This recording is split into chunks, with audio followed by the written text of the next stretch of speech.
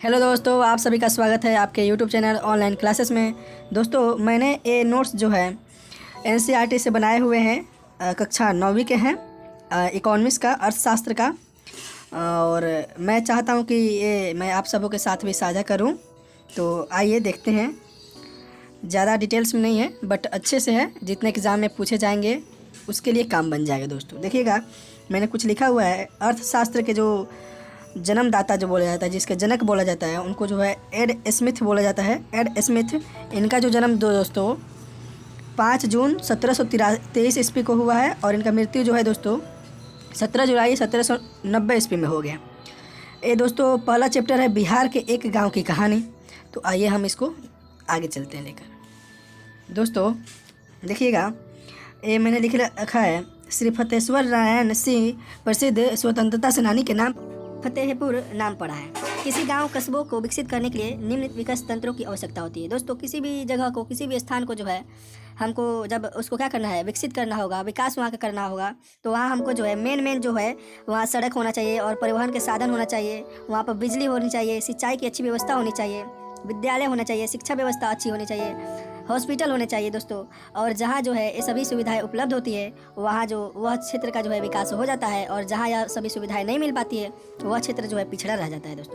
दोस्तों उत्पादन, प्रोडक्शन, अर्थशास्त्र में दोस्तों जो है उत्पादन का मतलब जो है उपयोगिता का सृजन करना। सृजन मतलब होता है अधिक बार उसका जो है उपयोग करना, अर्थात कि किसी भी वस्तु का जो है अधिक से अधिक बार उपयोग करना ही क्या होता है दोस्तों, उत्पादन होता है, प्रोडक्शन होता है। दोस्तों जो प्रोडक्शन होता है, उत्पादन, उसके 5 साधन होते हैं। 5 साधन है जो मेन है। भूमि है, लैंड, श्रम है, लेबर, पूंजी है, कैपिटल, उद्यम या साहस है, इंटरप्राइजेज, और व्यवस्था या संगठन है दोस्तों, ऑर्गेनाइजेशन। चलिए इसको बारी बारी से हम समझाते हैं आप लोगों को। देखिए भूमि इसमें महत्वपूर्ण है सभी उत्पादन के लिए। दोस्तों जैसे कि मान लीजिए कि क्या करना है, हम लोग को फैक्ट्री खड़ा करना है। फैक्ट्री खड़ा करने के लिए हमको क्या चाहिए दोस्तों, सर्वप्रथम तो भूमि चाहिए। अच्छा जी, चलिए भूमि का तो काम हो गया। भूमि पे ही तो हम ज़मीन पे क्या करेंगे, ज़मीन पे ही तो क्या करेंगे, फैक्ट्री को बैठाएंगे, तो ज़मीन का तो काम खत्म। फिर आता है दोस्तों श्रम अर्थात कि लेबर। फैक्ट्री खड़ी करने के लिए हमको क्या चाहिए, लेबर चाहिए दोस्तों। जब हमको लेबर मिल जाएंगे तब क्या चाहिए, पूंजी चाहिए। क्या दोस्तों, पूंजी, कैपिटल। जब सभी फैक्ट्री खड़ी करने के लिए हमको क्या चाहिए, पैसा तो चाहिए। बिना पैसा का तो क्या होगा, हम तो मजदूर को तनख्वाह देंगे तभी ना वो काम करेंगे, और बिना पूंजी के तो काम बनेगा नहीं। और दूसरा है दोस्तों ये व्यवस्था या संगठन। क्या है दोस्तों, व्यवस्था या संगठन। और जब जो है सभी ये तीनों पूंजी, श्रम और भूमि, जब ये साधन उपलब्ध हो जाते हैं, तो चौथा काम बच जाता है व्यवस्था या संगठन, कि किस प्रकार से काम हो, अच्छे से काम हो, सभी जो प्रोडक्ट बनेंगे उसको कैसे संगठित किया जाएगा, कैसे इसको एकत्रित किया जाएगा, वह उसके लिए क्या बनता है, एक व्यवस्था बनता है। और 5वां बचता है उद्यम या साहस।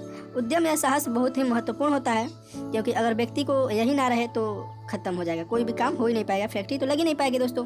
क्योंकि 5वां ये महत्वपूर्ण है, क्योंकि जो किसी भी व्यक्ति को जो है फैक्ट्री खड़ी करने के लिए उद्यम या साहस चाहिए। क्योंकि अगर वह सोचेगा कि इस फैक्ट्री में हमें क्या होगा, घाटा लग जाएगा, लॉस में चले जाएगा फैक्ट्री, और वह साहस से काम नहीं लेगा, उद्यम से काम नहीं लेगा, तो वह जो है फैक्ट्री को खड़ा नहीं कर पाएगा। ठीक है दोस्तों, तो ये हम लोगों ने उत्पादन के 5 साधन देख लिए। ये सभी का होना महत्वपूर्ण है, एक दूसरे के बिना एक अधूरा है दोस्तों। अब आगे जो है दोस्तों इसमें अर्थशास्त्र में जो प्रोफेसर मार्शल हैं, उनके अनुसार भूमि का मतलब है कि ज़मीन के सिर्फ ऊपरी सतह से नहीं है दोस्तों। ऐसा नहीं है कि सिर्फ ऊपरी सतह ही क्या होगा भूमि, नहीं, बल्कि उसके अंदर, पृथ्वी के अंदर जितने भी क्या है निःशुल्क, प्रकृति द्वारा जो है निःशुल्क जो साधन दिए गए हैं, जैसे भूमि, जल, वायु, प्रकाश, पेड़ पौधे, कोयला, पहाड़, गर्मी आदि, इन सभी से है दोस्तों। ठीक है दोस्तों, चलिए अब नेक्स्ट ले चलते दोस्तों। अब हम आ गए हैं दूसरे पेज पे, और हम आपको लेकर आए हैं खरीफ फसल, रबी फसल पे। दोस्तों ये ऐसा एक टॉपिक है जो लगभग जो है हर एग्जाम में जो है ये पूछे जाते हैं, यहाँ से क्वेश्चन अवश्य ही आ जाता है दोस्तों। देखिए दोस्तों, खरीफ फसल क्या होता है, जो जुलाई से अक्टूबर में जो है उसको बोया जाता है। जैसे धान हुआ, हरी हरी सब्जियां हुई, इसको जो है जुलाई से अक्टूबर के बीच में जो है इसको मतलब काट उट दिया जाता है, उगा लेते हैं। ठीक है दोस्तों। और रबी फसल क्या होता है, इसको जो है नवंबर से फरवरी के महीने में जो है प्रायः जैसे गेहूँ हुआ, दलहन, तिलहन एवं आलू की खेती की जाती है। ये जो है जैसे अभी आलू वगैरह निकलने वाला है, गेहूँ भी निकल रहा है, दलहन तिलहन सभी जो है ये हो गए, पक गए, अब इसको कटाई हो रही है दोस्तों। तो ये जो है नवंबर में इसको बोया जाता है, और फरवरी के आसपास में आकर जो है मार्च तक इसको काट लिया जाता है। यह हो गया रबी फसल। अब देखिए बहुविध फसल प्रणाली। फसल प्रणाली क्या है दोस्तों, मल्टीपल क्रॉपिंग सिस्टम, ये जो है एक ही भूमि पर दोस्तों, एक ही भूमि पर जो है एक वर्ष में अधिक से अधिक एक से ज़्यादा फसलों को उत्पादन करना ही क्या होता है दोस्तों, बहुविध फसल प्रणाली है। अब देखिए दोस्तों कि अब हम लोग जो देखे थे उत्पादन के 5 साधन, जिसमें पहला था श्रम था, लेबर, वह जो है 2 प्रकार के होते हैं। एक होता है फिजिकल लेबर और दूसरा होता है मेंटल लेबर। फिजिकल लेबर अर्थात कि जो है शारीरिक श्रम, और मेंटल लेबर का मतलब है कि मानसिक श्रम। जो दोस्तों क्या होता है कि फिजिकल लेबर होता है वह जो है यह है कि हाथ द्वारा किया गया काम अर्थात कि शरीर से किया द्वारा काम क्या होगा दोस्तों, क्या होगा, फिजिकल लेबर अर्थात कि शारीरिक श्रम। और मेंटल लेबर क्या होगा, जो दिमाग से किया गया होगा, मन से, जो दिमाग से किया गया होगा वह काम जो होगा वह मानसिक काम होगा, लेबर होगा। ठीक है दोस्तों, आगे आता है मजदूरी। मजदूरी बहुत ही इंपॉर्टेंट चीज़ है। वेज, यह जो है यह राष्ट्रीय आय के अनुसार दोस्तों श्रमिकों के श्रम के बदले जो आय दिया जाता है उसे ही मजदूरी कहते हैं। अर्थात कि जब क्या करते हैं, मजदूर आपके घर यहाँ जाते हैं काम करने के लिए, और आप जो है उसके मजदूरी जो उसके काम के बदले जो आप उसको जो है पैसा देते हैं, वहीं क्या हो गई, आपको मजदूरी हो जाएगी। इसमें जो है प्रोफेसर मार्शल कहते हैं श्रम का मतलब मनुष्य के आर्थिक कार्य से है, चाहे वो फिजिकल हो या मेंटल हो। प्रोफेसर मार्शल है वो कहते हैं कि श्रम का मतलब मनुष्य के आर्थिक कार्य से ही है, चाहे वह फिजिकल हो या मेंटल हो, वो शारीरिक हो चाहे मानसिक हो। ठीक है दोस्तों, एक और बात है यहाँ पे, इंडियन इकोनॉमी रैंकिंग अर्थात कि जो है भारतीय अर्थशास्त्र के जो है विधिवेता कह सकते हैं, जनक कह सकते हैं, वह चाणक्य जी को कहा जाता है। ठीक है दोस्तों, चलिए हम ले चलते हैं आपको नेक्स्ट पेज। दोस्तों हम आ गए हैं नेक्स्ट पेज पे। अब आइए हम देखते हैं दोस्तों, प्रोफेसर मार्शल के अनुसार जो है प्रकृति के निःशुल्क देन को छोड़कर वह संपत्ति जिससे आय अर्जित किया जा सके उसे पूंजी कहते हैं। पूंजी किसे कहते हैं, जो भी प्रकृति ने हमें निःशुल्क में दी हुई है उसको छोड़कर उसके अलावा जो भी संपत्ति होती है उससे आय अर्जित कर जाए तो उसे पूंजी कहते हैं। मैंने आप लोगों को बताया कि उत्पादन के 5 साधन होते हैं। यहाँ पे मैंने अच्छे से बनाया हुआ है डायग्राम में। उत्पादन के 5 साधन है, साहस या उद्यमी हो गया, संगठन हो गया, श्रम हो गया, भूमि हो गया और पूंजी हो गया। ठीक है दोस्तों आगे चलते हैं वस्तुओं एवं सेवाओं का वर्गीकरण।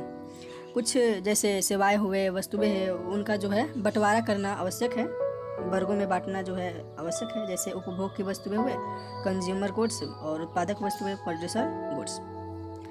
उपभोग की वस्तुएं अर्थात कि कंज्यूमर गुड्स क्या होते हैं, उपभोग की वे वस्तुएं जिनका हम प्रत्यक्ष रूप से उपयोग कर सकें, जिसका जो है हम छू कर उसको सामने जो है उसका उपयोग कर सकते हैं। जैसे भोजन है, वस्त्र है, मकान है, कलम है, रेडियो इत्यादि, ये सब क्या है, कंज्यूमर गुड्स है अर्थात कि उपभोग की वस्तुएं हैं। और उत्पादक वस्तुएं क्या होती है, वे वस्तुएं जिनका प्रयोग अधिक उत्पादन या आय प्राप्त करने के लिए किया जा सकता है। ठीक है दोस्तों, आइए हम अब नेक्स्ट पेज पे ले चलते हैं आपको। दोस्तों मैं आ गया हूँ नेक्स्ट पेज पे। अब आइए हम देखते हैं दोस्तों, उपभोग की वस्तुएं जो होती है वह एकल प्रयोग की या गैर टिकाऊ वस्तुएं भी होती हैं। सिंगल यूज्ड और नॉन ड्यूरेबल गुड्स होती हैं, और एक जो होती है टिकाऊ वस्तुएं भी होती हैं। एकल प्रयोग या गैर टिकाऊ का मतलब जो है दोस्तों, वह वस्तुएं जो जिसका प्रयोग जो है हम एक बार ही कर सके, दोबारा उसका प्रयोग ना कर सके, वह टिकाऊ नहीं हो, ज़्यादा दिन नहीं चले, वह जो है गैर टिकाऊ होती है। और टिकाऊ वस्तुओं में जो है जिसका प्रयोग जो है हम अधिक दिनों तक कर पाएँ, जैसे हमारा टीवी हुआ, घर हुआ, मेरा पेन हुआ, ये सब क्या है अधिक दिनों तक क्या है टिके रहने वाले हैं। रेडियो हुआ, ये सब जो है अधिक दिनों तक है। उत्पादक की वस्तुओं में वही है सिंगल यूज्ड और नॉन ड्यूरेबल गुड्स और ड्यूरेबल गुड्स, इसमें भी सेम टू सेम होगी दोस्तों। तो चलिए आशा करता हूँ कि ये वीडियो आपको अच्छी लगी होगी। वीडियो को लाइक करें, शेयर करें, कमेंट करें, क्योंकि आपके एक कमेंट से हमें बहुत ही मोटिवेशन मिलती है। और वीडियो को ज़रूर शेयर करें। थैंक यू दोस्तों।